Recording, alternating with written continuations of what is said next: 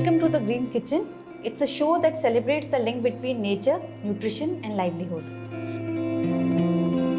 Today we are going to talk about a very basic food combination, which is the Dal Bhath.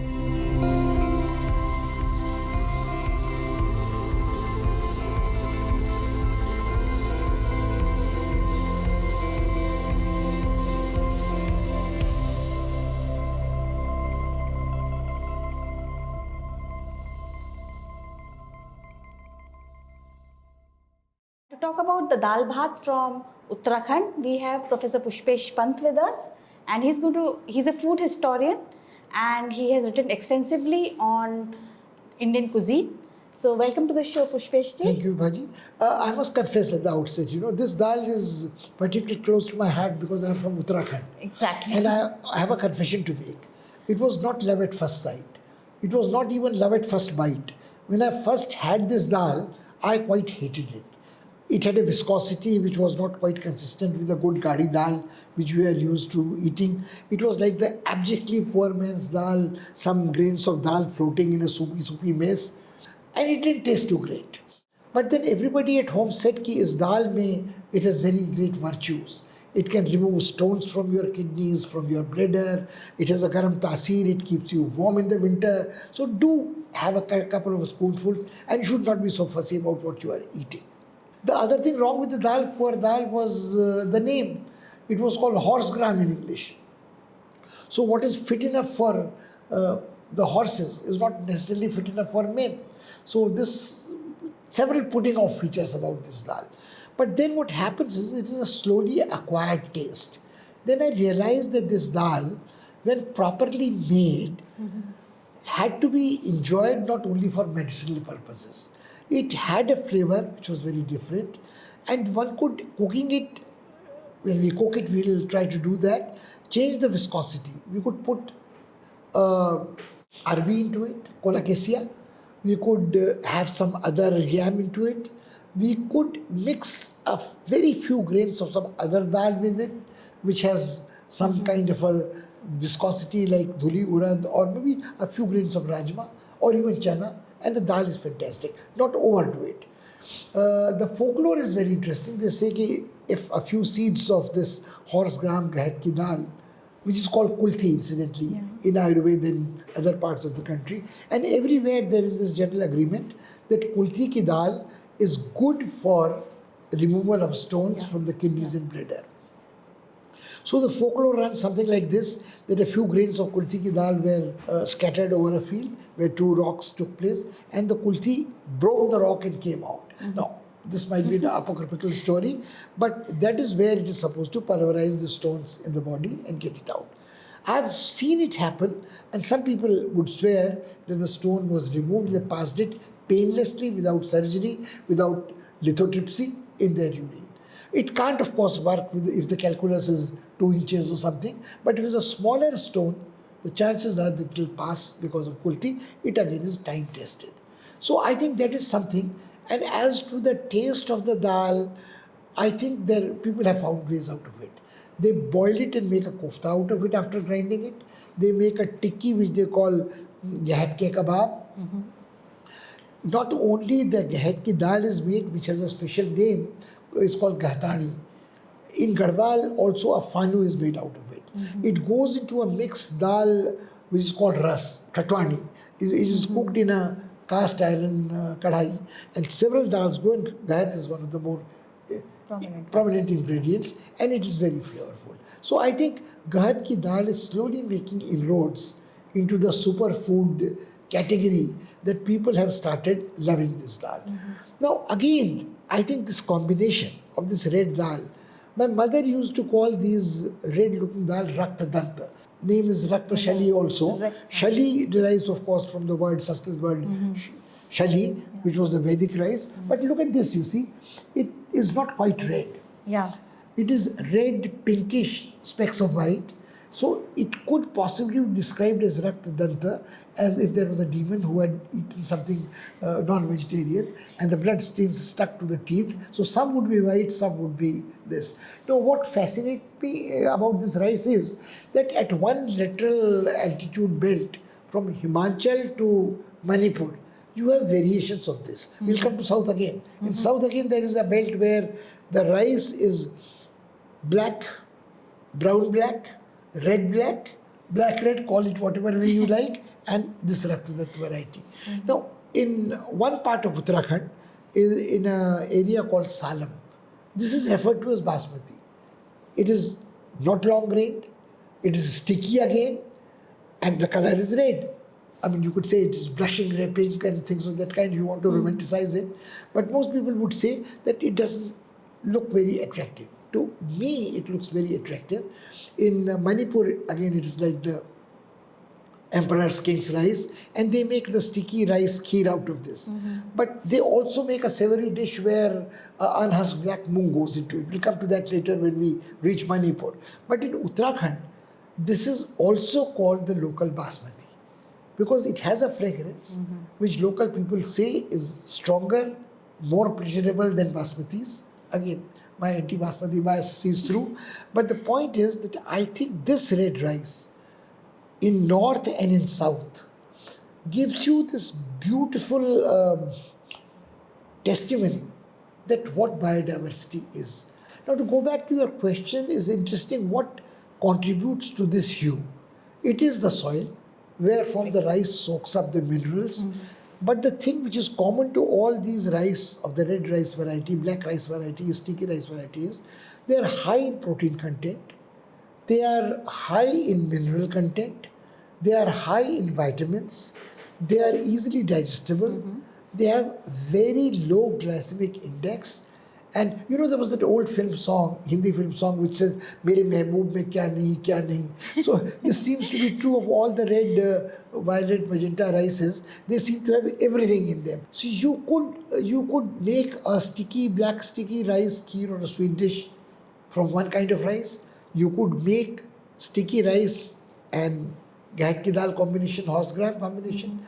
People in my childhood, I remember in the village, had access to this rice. And they were milling it at home, they were winnowing it at home, they were husking it at home. It was hardly removed, and it was mota, it was what you call a crude grain, you know. It was not refined. So now we know that excess processing refinement is not good. So but I find it curious that people thought it was not attractive.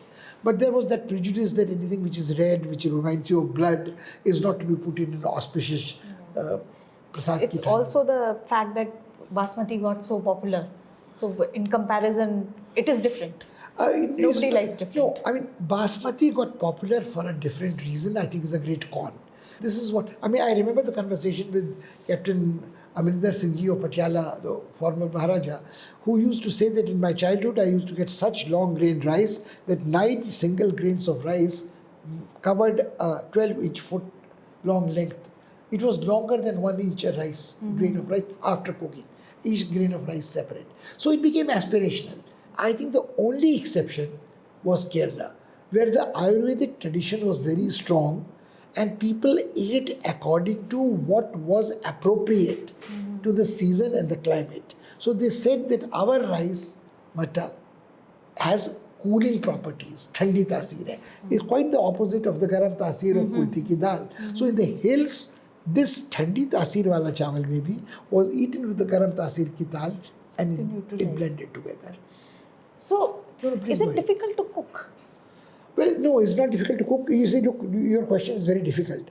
Everything was difficult to cook if you don't know how to cook. Okay. And everything was very difficult to cook if you didn't have a pressure cooker at home. But since the advent of the pressure cooker, and if you have common sense to soak your rice and dal overnight, then it becomes far easier. Then we have our traditional utensils, the patili, made of brass or clay or whatever. They were shaped in a manner where they would cook evenly on low fire. But who's cooking on chula?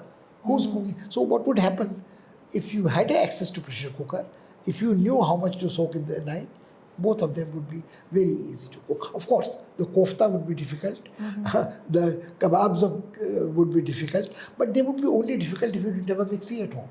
No. Okay. So about the Kulti Dal, how do you consume it for its benefit for kidney stones? No special way to cook it. It is not a medicine. Like you see, the point is, I remember a conversation with Hakim Safdar Nawab of Lucknow, who was a very wise man.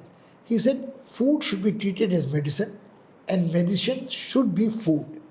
So, if you treat medicine as a separate thing, food as a separate thing, nothing will happen. So, you don't have to eat it with dal, you have to consume the ingredient. So in Uttarakhand, is it becoming more popular to grow both the red rice and the... Red rice is being grown more because now there is a market.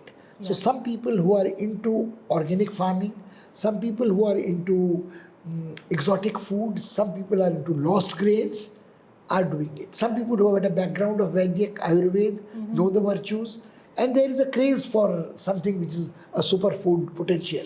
So Uttarakhand is fortunate to have, like this one I think is from Purola village near Uttarkashi. It could have been from Pithoragarh, it could have been from Salem in the Almora Nainital cusp. Gahat could be from anywhere, but people are growing because now there is a market for it. But there is a catch-22 situation. What was easily accessible to a man with limited means earlier, now is getting out of reach for him because he's growing it to sell out. That's a very sad thing that always happens with all the superfoods and everything. Unfortunately. Amaranth, everyone used to eat so easily. Now it's a superfood. So what are we going to prepare out of this? We will prepare simple boiled steamed rice with the red rice. We will tinker a little with the Gahat Dal. We will add a tuber to it. We'll probably use colocasia and spice it a little and adulterate, if in the best sense of the word, the pure Gahat Dal with a few grains, not more than 5-6 of rajma beans, 5-6 of black gram, and I think it will be perfect. Okay, I am waiting to consume this. I'm looking forward to it. As I said, it was not love at first sight, it was not love at first bite, but one gets used to. So it's a lifetime almost of my marriage with Gahat Dal. And they look so beautiful together. They're both slightly pink, they're both blushing, as you said. So it would be a pleasure to see how they are prepared. Absolutely. And we will wait and see. Let's see how. And I think the viewers will stay with us, try this at home, and stay with us for the next episode. ये हमारी उत्तराखंड की गहत दाल है। इसमें हमने थोड़ा सा राजमा मिलाया है, थोड़ी सी मूंग की दाल मिलाई है और इसे रात भर भिगोया है। और अब हम इसको अच्छी तरह से धोएंगे और इसको आगे प्रोसेस करेंगे।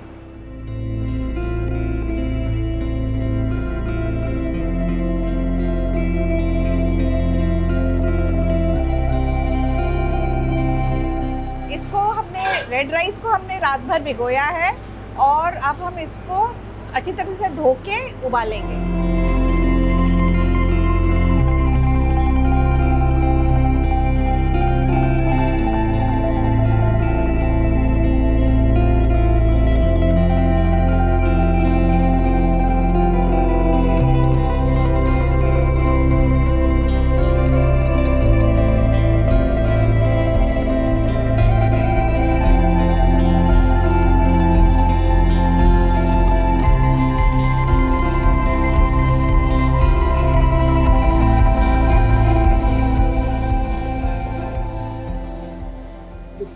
तो ये हमारा आ गया उत्तराखंड का गहत की दाल और रक्तदान से आप कहते हैं या रक्तशिली। हाँ। Right hand and give it to me. Yes. This looks very good. I don't know आपके तो घर पे बनता होगा ये। बहुत बनता है। Winters में is very often, but I think this is enough. Yes. और ये इसकी कंसिस्टेंसी जैसे आपने कहा कि इसके अंदर सब्जी डाल के कंसिस्टेंसी को ठीक कर सकते हैं या राजमा या। मेरे ख्याल में जो है ये what you are eating is nothing but lentils. It is horsegram with a spoonful of rajma maybe. Yes. And urad ki dal. Even less.